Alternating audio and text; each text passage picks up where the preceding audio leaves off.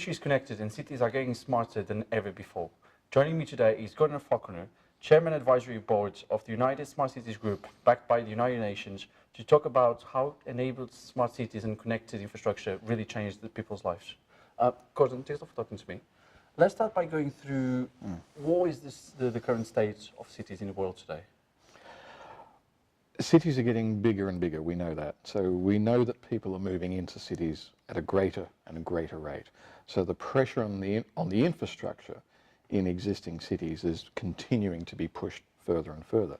So yes, the cities are obviously coping, and they've had to cope because they haven't had much of a choice. But there is no question that the cities globally are feeling the pressure, and they're having to respond to that pressure. And smart cities has been one of those topics that cities in particular have seen as maybe one of the ways to cope with the pressures of increasing population and density.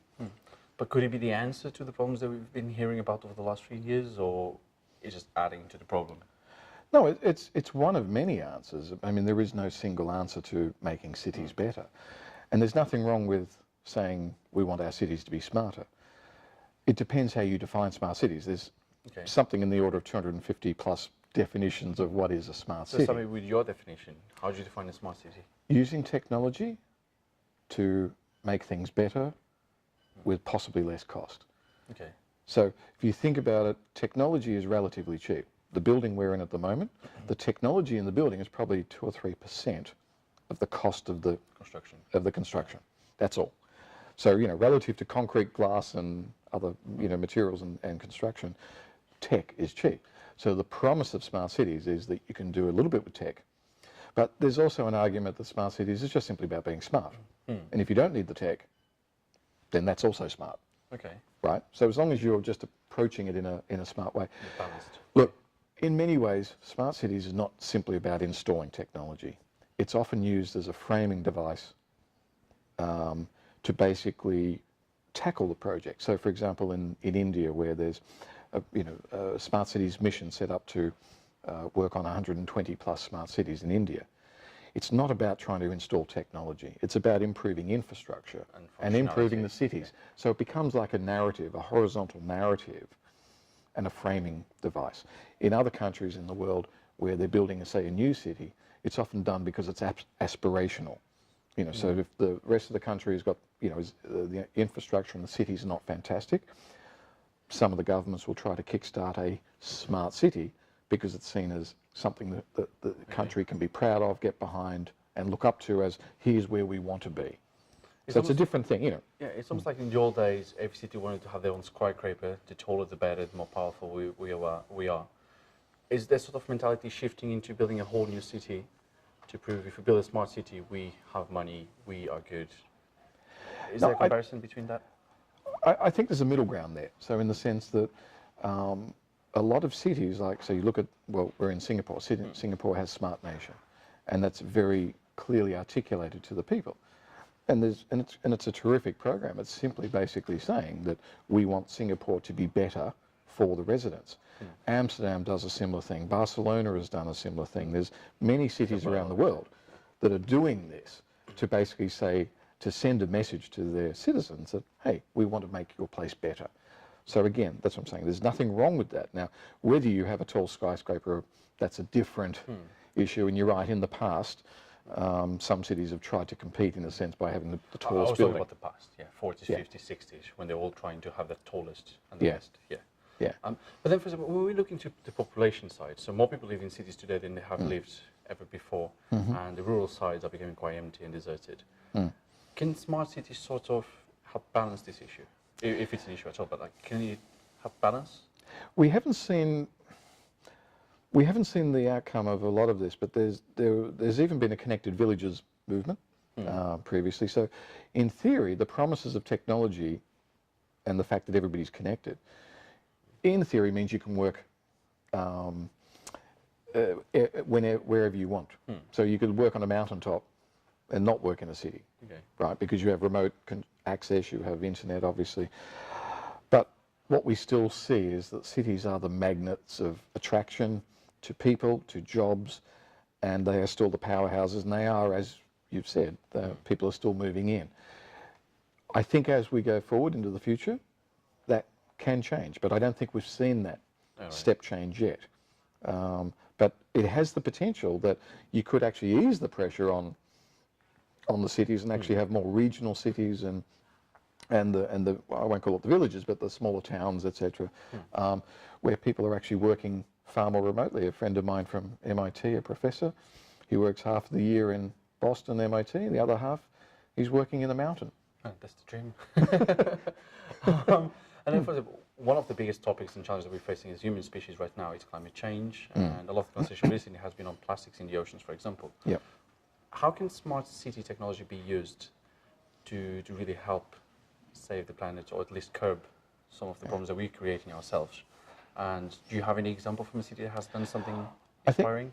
I think one of the dangers of smart cities as a topic is that it overtook the topic of green cities. So when I started doing this, there was no smart cities. Yeah. So I was working at Masdar City, and that was arguably the world's first eco-green city. At that point, there was no smart. But sorry, just to make clear, so green city was more about planting trees? No, and it actually have was green more stuff, or about being sustainable. technology? It was a zero carbon, zero energy city. Including technology. But it would need the technology to achieve the sustainability targets. Okay. So to your question, what I'm saying is that we shouldn't be forgetting sustainability as a core part of smart. That's the point. Sometimes it does get forgotten, and it shouldn't be, because the technology that's there to make buildings more efficient and make everything more efficient and using less energy and less water, that same tech, well, obviously, if you're doing that, you're achieving sustainability outcomes, which means you're not, doing all the bad things for the planet. So smarts, to me, smart cities and sustainability should be hand in glove. They should be combined. Okay. And then talking more about the organization that you represent, can you explain what's the United Smart City Group?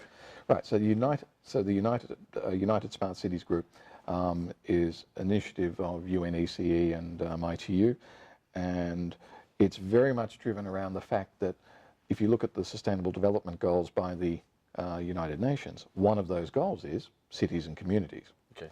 So the UN has definitely realized that cities are the powerhouse of the economies of the world, and they need to be focused on to achieve the SDGs. So we can't achieve those Sustainable Development Goals without addressing them within cities. So the United Smart Cities program is trying to work with cities, private sector, and government and NGOs to bring about the step change that we need to make the cities better, cleaner, sustainable. So that's why, back to what I was saying about sustainability in cities, it's all the same thing. It should be the same thing. So we're going to make sure that it is combined.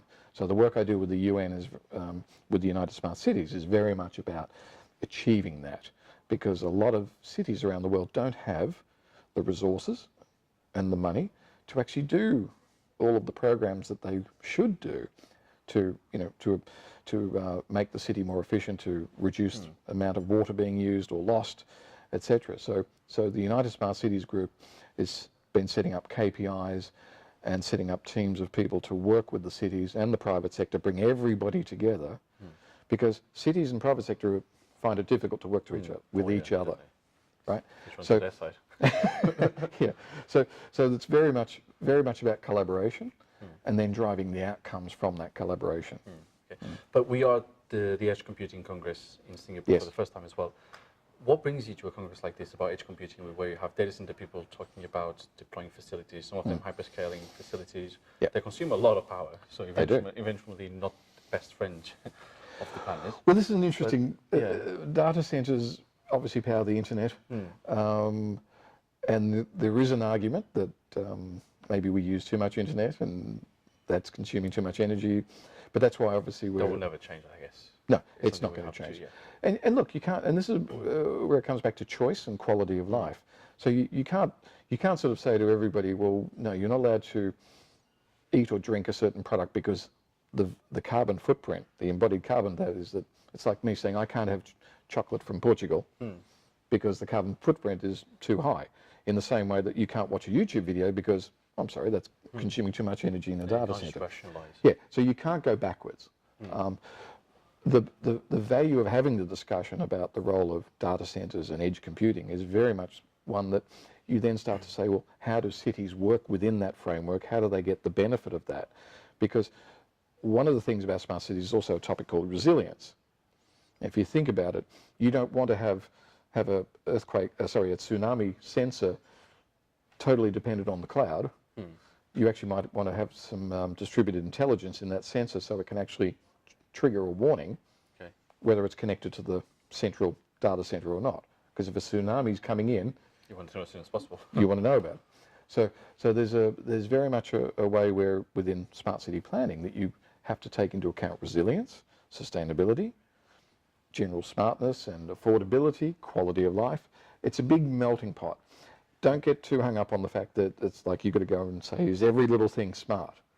No, it's not about that. Like I said, it's often, smart cities can be just a nice horizontal framing to have a discussion and to drive an outcome, which is a better city. Life, yeah. And then last question, what's the number one challenge or the number one issue you think needs to be solved in this sector? I think it's, the biggest challenge is the one we're trying to address in the United Smart Cities Group. And it really is bringing everyone together in such a way they understand each other and they can commonality and then come up with some solutions. So for example, lots of people, lots of companies, private sector will go to a city and say, I have a wonderful solution for you. But the city doesn't know how to evaluate it, doesn't have the money to evaluate it, so it can't afford lots of expensive consultants. Consultants are great, but they often can't afford them. So this is where the cities, and I'm talking especially about the second tier cities around the world, not the big cities. You know, the big cities will often have a bit more resources, but the smaller cities, and the small cities could be 2, 3, 4, 5, up to 6, 7 million, and there's a lot of them as well. They need a lot of help to be able to then say, oh, we know what to do. We know how to build a roadmap. We know where we're going in 5 years, and we know how we're going to partner with the private sector. We know where we're going to get the finance. How are we going to structure the finance? This is one of the things, people talk a lot about smart cities having, we have to provide finance. No, the finance is actually available. There's so much money sloshing around looking for a good return. What there isn't a lot of is well-structured deals that are put in such a way that the finance people say, oh, this is fantastic, let's put the money in. So there's a lack of understanding still. Yeah. And that's what we've got to solve. And it's who does what, stakeholder roles, and a little philosophy I borrowed a long time ago, why, what, how. Why do you do it? What do you do? How do you do it? All right, Gordon. Thanks a lot for talking to me. That was quite interesting. Right. Thank you. Don't forget you can follow Data Economy on Facebook, LinkedIn and Twitter, and also visit the website on www.data-economy.com.